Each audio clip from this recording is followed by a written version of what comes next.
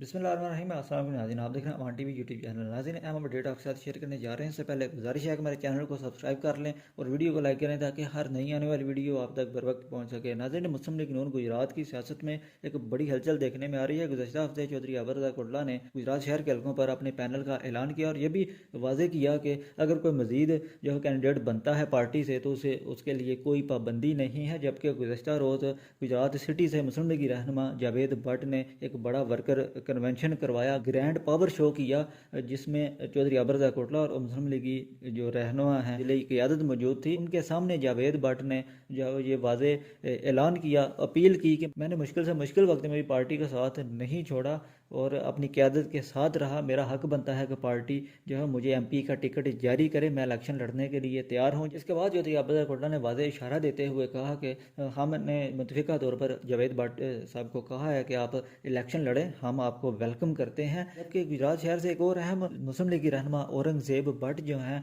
उन्होंने भी अपना वोट जो है जावेद भट्ट के हक में दे दिया है, पार्टी क़यादत को तस्लीम करते हुए। उन्होंने कहा कि हमारा तामुन जो है वो जावेद भट्ट के साथ है। इस तरह दो अहम रहनुमा जो हैं वो एक तरफ है, जबकि हाजी नासिर महमूद दूसरी जानिब है। मीडिया के मुताबिक उनके जो टिकट के इम्कानात हैं वो कम होते दिखाई दे रहे हैं। आपके ख्याल में किस रहनुमा को पार्टी टिकट जारी होना चाहिए, हाजी नासिर महमूद या फिर जावेद भट्ट को?